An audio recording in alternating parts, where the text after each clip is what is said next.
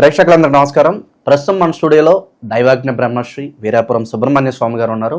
తులారాశి వాళ్ళందరికీ కూడా జూలై మాసం ఏ విధంగా ఉండబోతుంది, ఎలాంటి జాగ్రత్తలు తీసుకోవాలో గురుగారిని అడిగి తెలుసుకుందాం. నమస్కారం గురుగారు. శుభాశీస్సులండి. గురుగారు, తులారాశి వారి పరిస్థితి ఏంటి? ఆషాఢ మాసం అనుకూలంగా ఉంటుందా, ప్రతికూలంగా ఉంటుందా? ఎలాంటి జాగ్రత్తలు తీసుకోవాలి ఓవరాల్గా?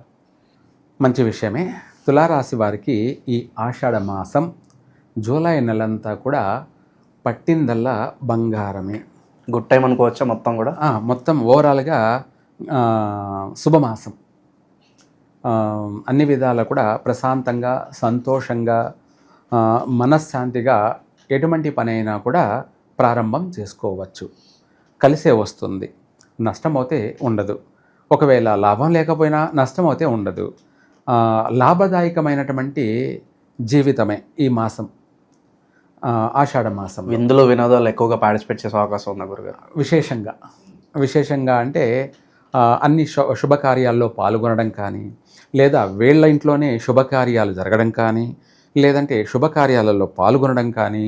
అంటే శుభకార్యాలంటే పెళ్ళిళ్ళు ఇవి లేవు కదా, గృహప్రవేశాలు అంటే నిజమే. నిశ్చయితాంబూలాలు, ఇంకా ఇతరత్ర కార్యక్రమాల్లో ఏదైనా శుభకార్యమే కాబట్టి అధికంగా పాల్గొనే అవకాశాలు ఉన్నాయి.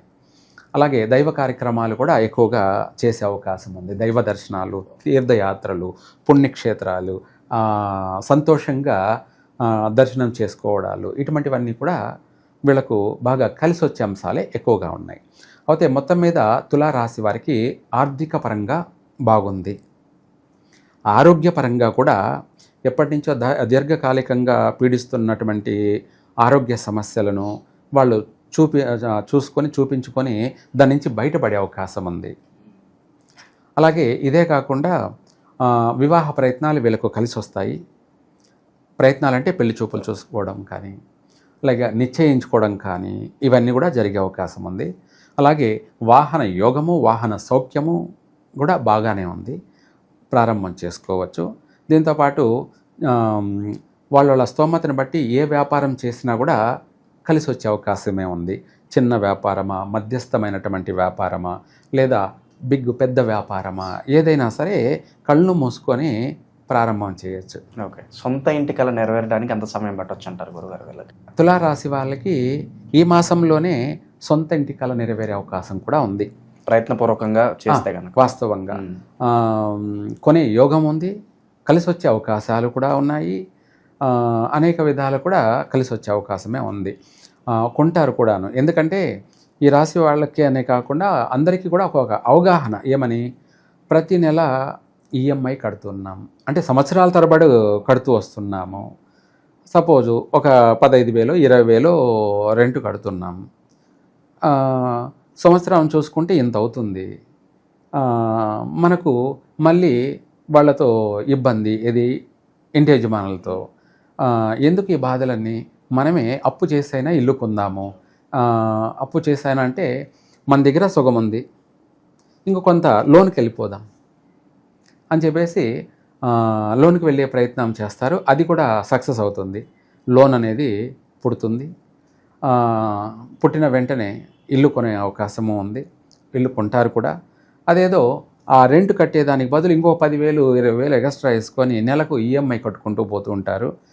వాళ్ళకు ఒక సంతృప్తి కలుగుతుంది. ఏమని, మాకు సొంత ఇల్లు ఉంది, మాకు స్వగృహం ఉంది అని చెప్పేసి కష్టపడుతూ నెల ఈఎంఐ ఏదో ఇట్లా రెంటు, ఇంట్లో ఖర్చులు తగ్గించుకొని నెల సరి ఆ ఈఎంఐ కట్టుకుంటూ వాళ్ళు కాస్త వాళ్ళకి ఒక జీవితానికి సంబంధించి ఒక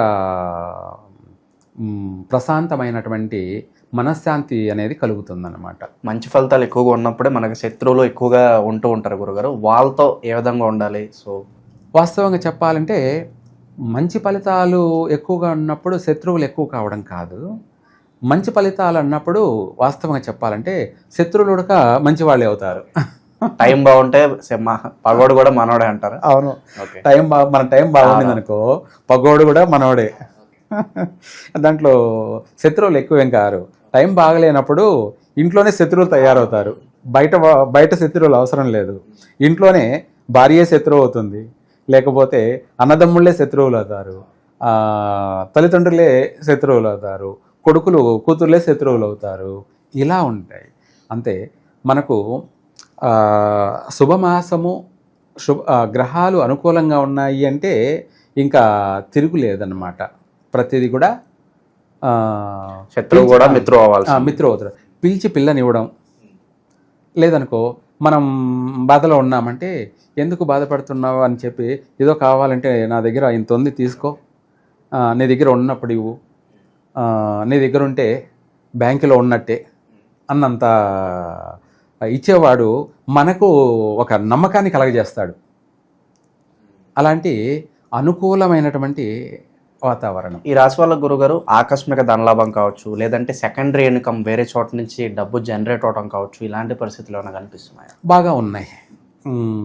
అనుకోకుండా ఊహించనేటువంటి ఆర్థికపరమైనటువంటి లావాదేవీలు సాగే అవకాశం ఉంది. ఏ విధంగానైనా సరే వీళ్ళు ప్రయత్నించే సర్వ విధాలు కూడా వీళ్లకు యోగమైన జీవితం అని చెప్పాలి. ప్రతిదీ కూడా కలిసి వచ్చే అంశాలే ఎక్కువగా ఉన్నాయి. అయితే ఇంకా కూడా చెప్పాలంటే ఈ రాశి వాళ్ళు, తులారాశి వాళ్ళు, మీన రాశి వాళ్ళతో ఎటువంటి పార్ట్నర్షిప్ పనికిరాదు. పెళ్లి చూపులు చేస్తున్నాం, మీనరాశి అమ్మాయిది లేదంటే అబ్బాయిదో మీనరాశి అనుకుందాం. ఈ రాశి వాళ్ళు ఎవరికి? తులారాశి వాళ్ళకి. ఆ మీనరాశి వాళ్ళను చేసుకోకూడదు. చేసుకున్నట్టయితే మెడగ చుట్టుకున్న పాములాగా, అంటే ఏ రోజైనా కాటేక తప్పదు అన్నట్టుగా ఉంటుంది. అందుకనేసి ఈ తులారాశి వాళ్ళు మీనరాశి వాళ్ళతోటి ఎటువంటి పార్ట్నర్షిప్ పనికిరాదు. అలాగే వీళ్ళకి వచ్చేసి నక్షత్రాలలో మాసాలలో మాఘమాసం ముఖ్యమైనటువంటి పనులు చేయకూడదు. మాఘమాసం అంటే ఫిబ్రవరి నెల.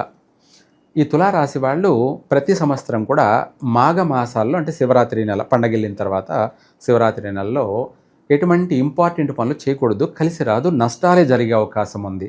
సర్వ విధాల, అన్ని విధాలు కూడా, ఆర్థిక పరంగా కావచ్చు, ఆరోగ్యపరంగా కావచ్చు, చుట్టూ సంఘంతో కావచ్చు, కుటుంబ సభ్యులతో కావచ్చు, వ్యాపార పరంగా కావచ్చు, అనేకమైనటువంటి సమస్యలు అనేది ఏదో ఒక రూపంలో నష్టం వాటిలతో వచ్చే అవకాశం ఉంది. కాబట్టి ఇంపార్టెంట్ పనులు మనం చేయాల్సింది ఉంటే అది పోస్ట్ పోన్ చేసుకోవడం మంచిది తులారాశి వాళ్ళు.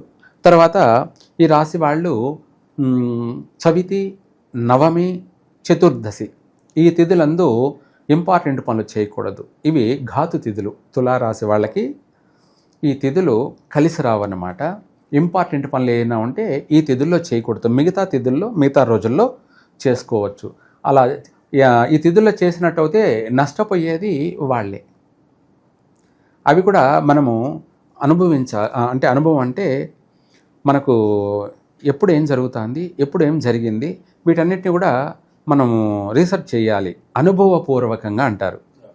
వాటిని గమనించాలి, ప్రతి వ్యక్తి కూడా గమనించాలి. ఎందుకు అలా గమనించడం అంటే సమయానుకూలంగా మనం నష్టపోకుండా, తెలివైన వాడు తప్పించుకు తిరుగువాడు ధన్యుడు సుమి అని తాను తప్పించుకోవడం, తన కుటుంబాన్ని కూడా కాపాడుకోవడం అవుతాడనమాట. అంతే కదా, తను బాగుండేదే కావాలనేది మనం సలహా ఇవ్వడం. దాన్ని తను ఎలా రిసీవ్ చేసుకుంటాడు అన్నది మనం చెప్పలేం. మంచి అయితే రిసీవ్ చేసుకో, చెడు అయితే వదిలేసేయి. అంతే. మంచి అయితే రిసీవ్ చేసుకో, చెడు అనిపిస్తే దాన్ని వదిలేసేయి. అంతే. ఇది వీళ్ళ యొక్క కర్తవ్యం. ఓవరాల్గా విశేషంగా ఈ ఆషాఢ మాసంలో ఎలాంటి పరిహారాలు చేసుకోవచ్చు గురుగారు? పరిహారాలు అంత అవసరం లేదు. ఇంకా కూడా బాగుండడం కోసం, మెరుగైనటువంటి ఇది అనుకున్న పని సక్సెస్ కావడం కోసం ఈ రాశి వాళ్ళు తైలం అంటే మన నువ్వుల నూనెని దానం చేయడం. శనివారం రోజు తైలాన్ని దానం చేయడం వల్ల వీళ్లకు ప్రతి విషయాల్లో, ప్రతి రంగంలో కూడా తొందరగా అభివృద్ధి చెందడానికి అవకాశం ఉంటుంది. ఓవరాల్గా ఈ రాశి వాళ్ళందరికీ జూలై మాసంలో ఏ విధంగా ఉంటుంది, ఎలాంటి జాగ్రత్తలు తీసుకోవాలి, అద్భుతంగా వివరించారు. ధన్యవాదాలు. సర్వే జన సుఖినో భవంతు.